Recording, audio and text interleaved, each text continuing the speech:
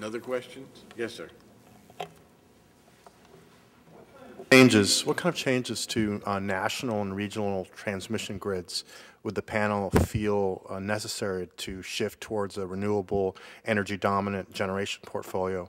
And how do you think those changes should be or could be financed? This is a question that we deal with on all of our projects, and there's actually an encouraging sign from some of the utilities. From 3 or 4 years ago, when you talk to these utilities, they talked about wind coming on their system because it's a new type of generation that they have to learn how to work within their generation planning.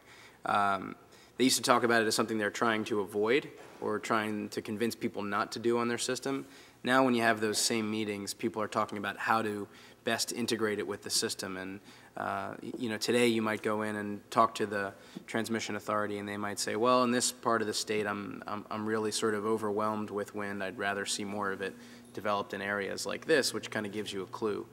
So some of it is just acceptance. Some of it is just PUCs and other regulators who turn to the utility and say, you're going to have some of this stuff on your system. Now figure out how to take it in. So that'd be my 2 cents. I think that's quite right. I think what's going to happen, I think we're going to see the utilities, like they changed their look at cogeneration when PURPA was invented. They're going to change their look at how they accept it. They're going to have no choice, and it'll automatically come in. Another question, yes, ma'am. Yes. I come from the Midwest where there's a lot of speculation in the area of wind, so I'm really interested in this community ownership model.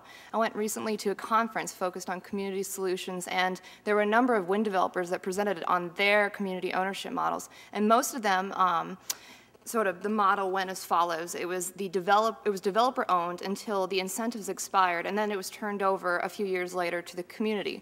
Can you distinguish, this is for Mr. Susman, can you distinguish your community ownership model from that one, if there is a distinction? Yeah, I'd be happy to. And just a quick plug for the industry at large. There are tons of different models, but I think what you typically find from wind developers, be they large-scale IPPs or earlier stage companies like ours, there is a much more heightened level of concern about the impact of the project on the community than, say, there would be from some other forms of generation. So hopefully that's what you're seeing out in the Midwest as well. In the particular model you're talking about, which is sometimes referred to as the Minnesota flip, a lot of it was focused around the way a particular type of legislation had been structured called seabed. And the seabed contract made it such that external investors could be brought into the project, make the lion's share of their return in the early part of the project so that they could hand over the ownership of the project to the community in the latter half. Our model focuses on something similar, but at an earlier stage in the development cycle. I showed you that chart where investment ramps up over the life. During the development period, we and our local partner are significant owners in the project. In fact, we are together 100% owners of the project.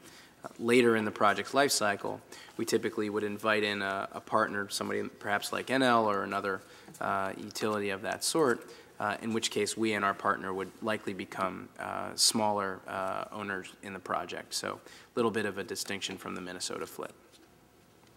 We have time for a couple of more questions. Are there any more questions? Here, there? Way up top. Way up top. There you go. First, Mr. Susman, I want to hear a little bit more about your skepticism that you had referred to about the transmission, and what is it that's making you feel that way? Why don't I'm going to turn that over to Toni, actually, if you don't mind, because you probably spend more of your time thinking about this than I do, because we're generating projects in the heartland for the heartland, so you may have this more on your mind. Well, of course, we don't have skepticism in terms of transmission. I mean, what we think is basically it was one of the points I was making in my conclusion, which is transmission is something that needs a coordinated effort between market-based solutions and some sort of planned solution. So We see that happening already in some of the states, like in Texas, for example, with the CREZ, where basically the regulator is making an effort to try to plan and decide where it makes the most sense to build transmission. And I think those projects are going to happen. And it's in particular because if the United States is serious about meeting a 20–25% target of renewable energy, there's not going to be any other way to do it than to build transmission line. I mean, we can develop all the community wind that we want, but it's just not going to be enough to meet those type of targets. And again, transmission is not that complicated of a business. Again, it's true, it requires a lot of capital, as does the building the power generating facilities, the renewable energy power generating facilities, but we have no skepticism. The only thing that we think is that there needs some coordination, because otherwise, of course, just based on market forces, it's probably not going to happen. And it needs also, again, it goes back to the point of the incentives where, or the regulatory framework. Also in the case of transmission, we need a regulatory framework and probably some incentives which need to be stable for a long period of time. As of today, I don't recall particular incentives or that will accelerate the development. So it's just a portion of the energy policy which I think is not yet being addressed by the regulators, but hopefully it will be.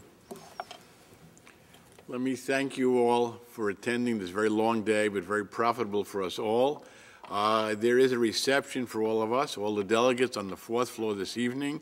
If you go up there right now, you will be able to relax and network with each other. Thank you so much for a wonderful day.